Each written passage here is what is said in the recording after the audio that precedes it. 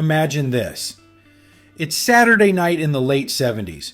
You're curled up in front of the TV and suddenly you hear that iconic shout, "De plane! De plane!" That's right. Tattoo is up in the bell tower and Fantasy Island is officially open for business.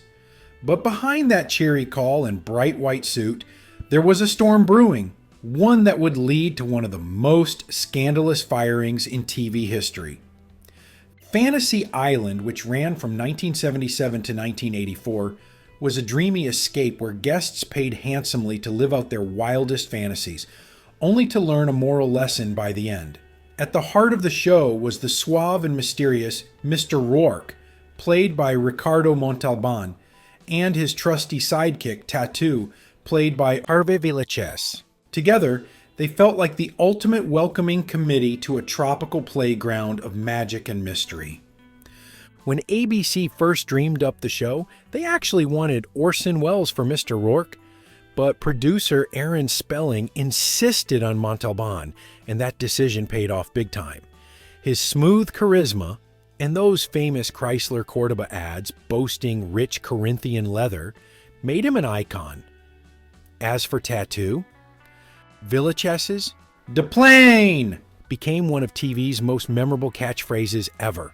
Villechaize's road to Hollywood stardom was anything but easy. Born in Paris, he was a teenage art prodigy, entering a prestigious art school at just 16 and becoming the youngest artist ever to have work shown at the Museum of Paris. He taught himself English by watching soap operas, and even played Oscar the Grouch inside the trash can during certain Sesame Street segments. But fame didn't come until he appeared as Nick Nack in the James Bond film The Man with the Golden Gun, which opened Hollywood's doors and led him to Fantasy Island. While the show was a hit, life behind the scenes was far from fantasy. Tattoo's bright persona on screen masked Villechaize's increasingly erratic behavior. He began to develop a reputation for being difficult. He constantly propositioned women on set, actresses, extras, even crew members. In Italian sources, it's even noted that he molestava continuamente le donne, meaning he continually harassed women. He wasn't just a flirt, he was a relentless pursuer, and the story circulated like wildfire around Hollywood. As his fame grew, so did his ego. Villechaize started demanding pay equal to that of Ricardo Montalban. Even though Montalban was the clear star of the show, the network balked. Things got so tense that, according to some sources, Villechaize once pulled a knife on a fellow cast member. He clashed with producers constantly, creating a toxic environment that overshadowed his small stature and big personality.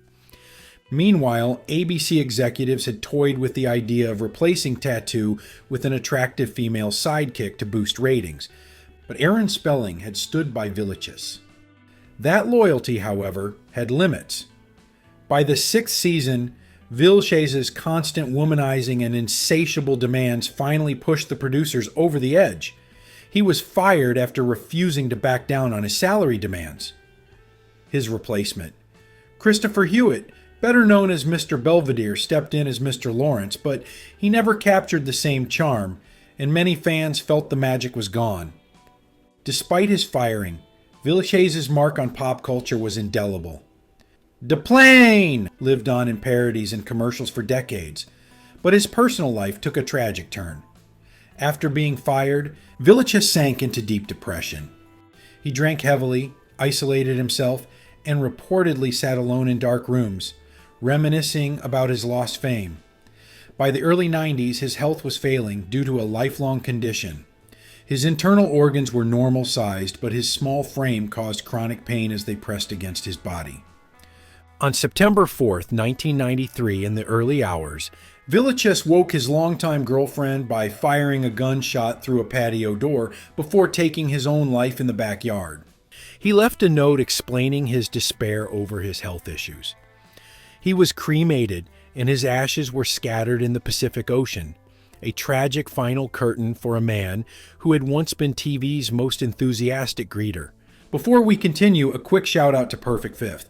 They've got some incredible old school music inspired graphic tees, like this VU meter design capturing that perfect analog vibe, or this melting vinyl sunset, a minimalist ode to the golden era of vinyl.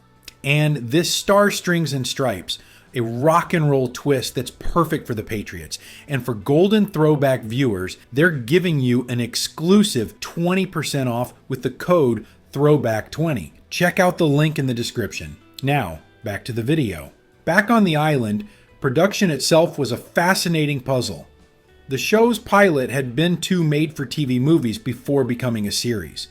The opening sequences were filmed in Hawaii, but most of the show was shot in Burbank, California at the Warner Brothers Studios. The iconic Queen Anne cottage at the Los Angeles County Arboretum stood in for Rourke's mansion, and if you look closely during Tattoo's bell tower scenes, you can spot the Santa Anita racetrack in the background. Aaron Spelling was a genius at syndication strategy. Episodes were often cut up, storylines swapped, and titles reworked, so that local stations could rerun them endlessly in different combinations. It was pure business magic, but behind all the shuffling and re-editing, one constant remained for much of the show's run. Tattoo's energetic presence. Villechaize's firing shocked many fans at the time. After all, he was one half of the show's welcoming face. But for those on set, it felt inevitable. He had become impossible to manage, and his inappropriate behavior created a hostile work environment. The scandal stuck to him like glue, overshadowing his earlier achievements. And what about Montalban? The ever-elegant star handled his co-star's implosion with grace. While Montalban saw Mr. Rourke as an angelic figure tasked with guiding souls, Villechaize was the mischievous cherub who couldn't stay out of trouble. A dynamic that played out both on and off screen. In the end, the scandal behind Tattoo's firing adds a dark twist to what was otherwise seen as pure Saturday night escapism. It's a sobering reminder that sometimes the most beloved characters have the most troubled souls behind the scenes. Now it's time to hear from you. Do you think Fantasy Island could have survived without Tattoo? Or was he truly irreplaceable? Let me know your thoughts in the comments below.